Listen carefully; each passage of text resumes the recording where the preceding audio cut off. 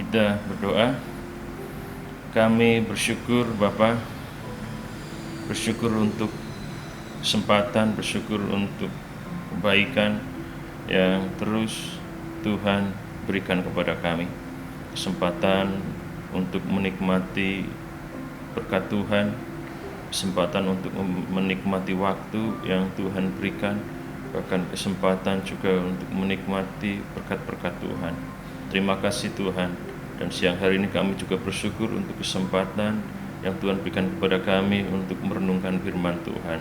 Tuhan tolong renungan firman Tuhan di siang hari ini. Di dalam nama Tuhan Yesus Kristus kami berdoa. Amin. Puji nama Tuhan. Kembali kita akan merenungkan firman Tuhan di siang hari ini. Saya akan membacakan firman Tuhan dari Roma pasal yang ke-14 ayat 6 sampai ayat yang ke-9. Saya akan bacakan buat saudara semuanya. Siapa yang berpegang pada suatu hari yang tertentu, ia melakukannya untuk Tuhan, dan siapa makan, ia melakukannya untuk Tuhan, sebab ia mengucap syukur kepada Allah. Dan siapa yang tidak makan, ia melakukannya untuk Tuhan, dan ia juga mengucap syukur kepada Allah. Sebab tidak ada seorang pun di antara kita yang hidup untuk dirinya sendiri, dan tidak ada seorang pun yang mati untuk dirinya sendiri.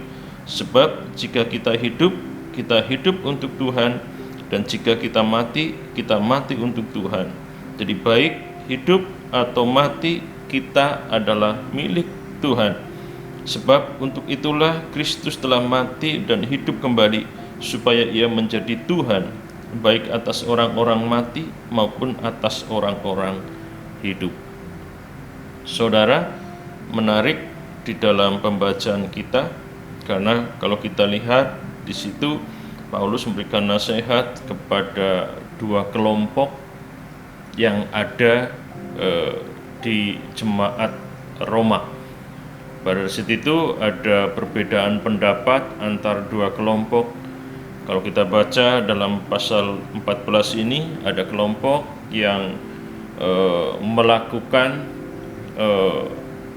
dalam hidupnya dia tidak makan daging atau tidak makan makanan tertentu, dan juga ada orang yang memelihara hari tertentu. Tapi di sisi lain ada kelompok-kelompok yang sudah tidak lagi melakukan ketetapan-ketetapan tersebut. Kita tahu bersama latar belakang jemaat di kota Roma adalah orang-orang yang awalnya dengan begitu setia memelihara hari tertentu dan makan dengan sangat taat kepada aturan-aturan, sehingga ada makanan-makanan tertentu yang bagi mereka tidak boleh dikonsumsi. Tapi di sisi lain ada kelompok-kelompok yang setelah percaya kepada Tuhan, menjadi umat Tuhan, tidak lagi hidup dalam aturan-aturan tersebut. Mereka tidak lagi memelihara hari-hari tertentu, mereka juga tidak pantang terhadap makanan-makanan tertentu, sehingga terjadi perbedaan pendapat di antara dua kelompok. Dan Rasul Paulus mengatakan, lakukan itu semuanya untuk Tuhan. Kalaupun makan karena menghargai, menghormati Tuhan.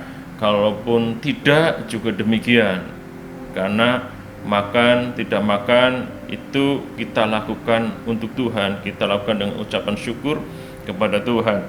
Dan yang menarik di ayat yang ke-8 dikatakan, sebab jika kita hidup untuk Tuhan, dan jika kita mati untuk Tuhan. Jadi baik hidup ataupun mati, kita adalah milik Tuhan. Jadi ada lompatan dari membicarakan makan dan tidak makan. Rasul Paulus memberikan pesan, tiba-tiba membicarakan tentang mati dan hidup dan mati. Ya tentunya bukan suatu kebetulan, tapi Rasul Paulus mau memberikan penekanan bahwa ada hal yang lebih penting untuk direnungkan. Bukan sekedar apakah boleh makan ini atau tidak boleh makan, apakah kita harus memelihara hari tertentu atau tidak. Ada hal yang lebih penting yang perlu direnungkan oleh umat-umat Tuhan, yaitu soal hidup dan soal mati. Dan Rasul Paulus mengatakan bahwa kalau kita hidup, harusnya hidup untuk Tuhan, dan mati pun adalah mati untuk Tuhan. Alasannya kalau kita baca yang ke-9, karena kita adalah miliknya Tuhan. Tuhan Yesus sudah mati buat kita. Jadi saudara, setiap kita umat Tuhan adalah hambanya Tuhan. Kita sudah ditebus melalui kematian Tuhan Yesus di kayu salib. Kita adalah miliknya Tuhan.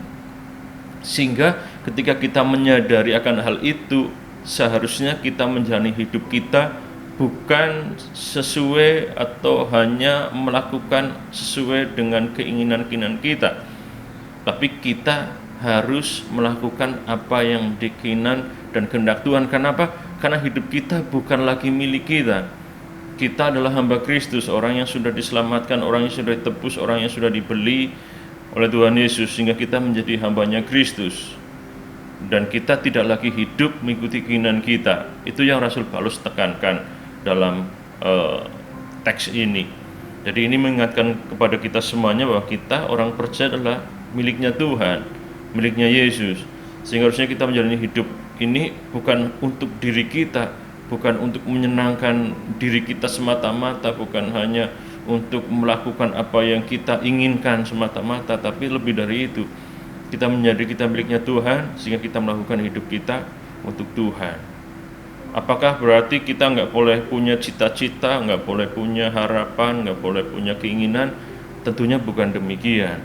Tetapi harapan, cita-cita, keinginan kita harus tetap ada dalam kerangka rencana dan kehendak Tuhan. Karena kita adalah miliknya Tuhan. Kita boleh punya rencana, kita boleh punya kehendak, tapi tetap kita ada di bawah rencana dan kehendak Tuhan. Kenapa? Karena kita miliknya Tuhan.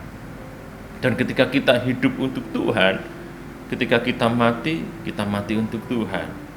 Kita mati di dalam Tuhan. Kalau Rasul Paulus dalam surat kepada jemaat di kota Filipi dikatakan, sebab bagiku hidup adalah Kristus, mati adalah keuntungan. Jadi senada dengan surat kepada jemaat di kota Filipi, kota Roma pun Rasul Paulus menekankan hal yang serupa. Jalanilah hidup untuk Kristus, sehingga ketika kita mati untuk Kristus. Jadi itu yang kita renungkan bersama-sama di siang hari ini. Mari kita jalani hidup kita untuk Kristus.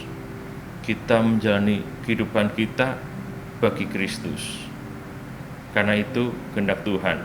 Karena itu yang harus kita lakukan sebagai hamba-hamba Tuhan. Tuhan berkati kita semuanya, kita berdoa. Tuhan, terima kasih untuk renungan singkat di siang hari ini.